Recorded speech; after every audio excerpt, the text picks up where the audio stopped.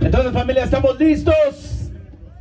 Guatemala County Fair, tremendo festival, 2 días. Ayer estuvo a reventar esto y hoy que no se diga, se está llenando ya. Un saludo muy especial para toda la gente del Caribe guatemalteco. Así es de que bienvenidos todos, porque las etnias indígenas en Guatemala no solo es maya, también hay la etnia garífuna, que es una combinación de africanos que llegaron a la isla de San Vicente, las Granadinas, y ahí se mezclaron con los arahuacos y con los caribes, que son indios de las islas de ahí de las Antillas Menores. De ahí fue donde creció, donde nació, donde surgió la etnia garífuna. Así es de que le damos la bienvenida, porque ellos son parte de Guatemala también. Tenemos 21,000 garífunas en Guatemala, 21,000 garífunas en Guatemala, y están divididos en 4 naciones. Están en Nicaragua, Honduras, Guatemala, Belice y la madre patria, que es San Vicente y las Granadinas, una pequeña isla que siempre los goleamos, ¿verdad? Los dejamos 10-0 en fútbol, pero no importa, los queremos. Así es de que, ¿están listos para algo de punta? Nos vamos hasta Livingston, hasta Puerto Barrios, la tierra de Dios, con algo de punta.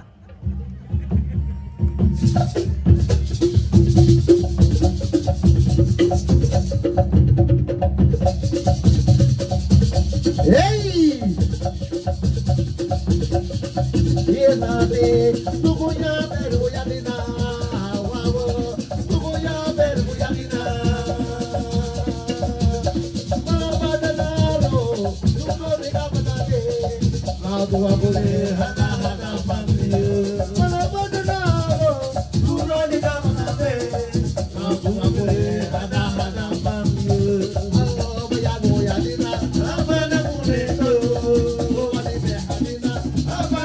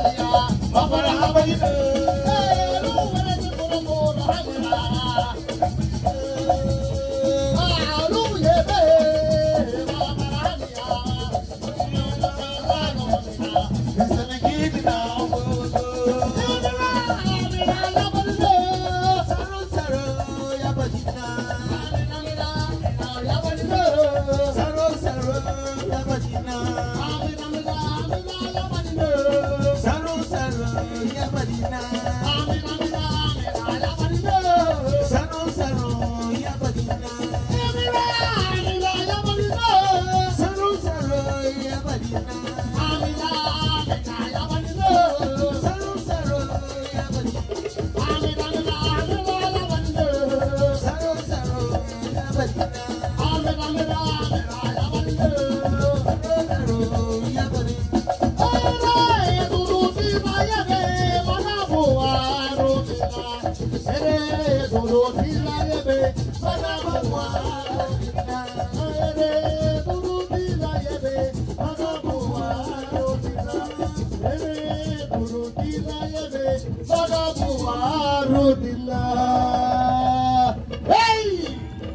Así es, familia.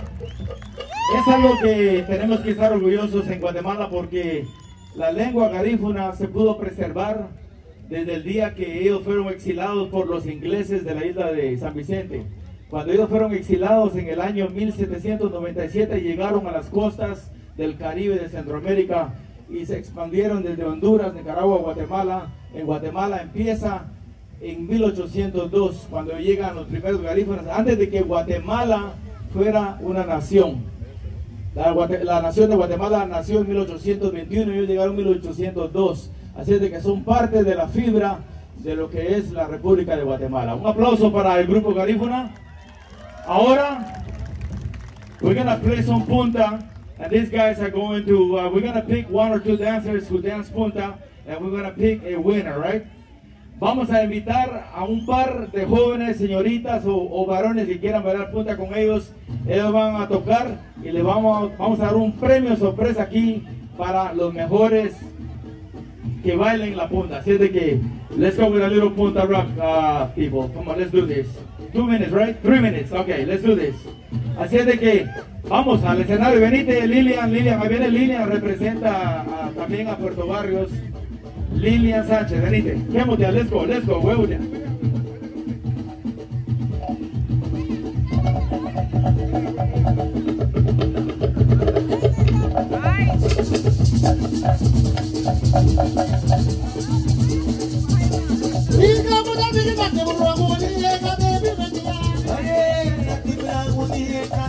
Vamos, Lilian. Ella es de Puerto Barrios. Un aplauso para Lilian y para su amiga también. Son de la tierra de Dios de Puerto Barrios. ¿Qué motea? Huevuga. Huaminaja.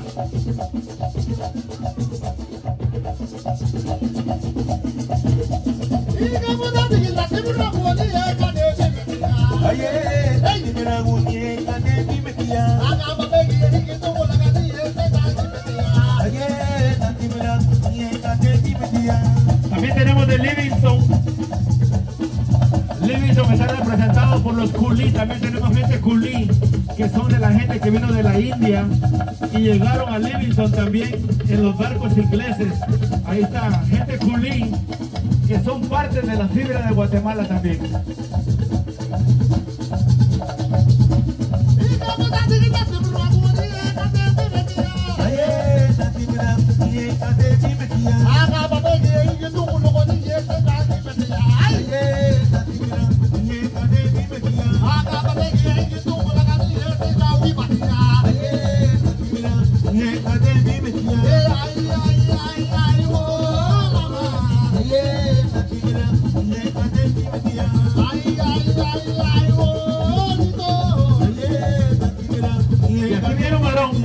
Aquí viene un varón y él representa a Honduras. Venite, Goyo, venite. Solo tenemos 1 minuto. $100 para vos aquí, venite. Vamos, Goyo.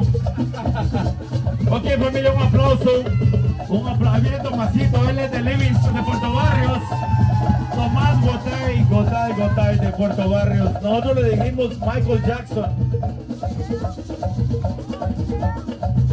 Para abajo.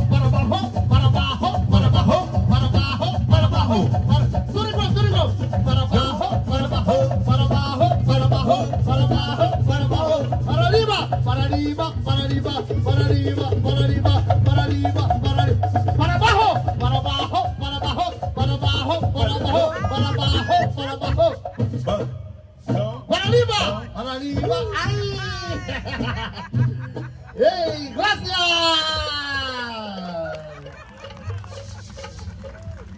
Thank you.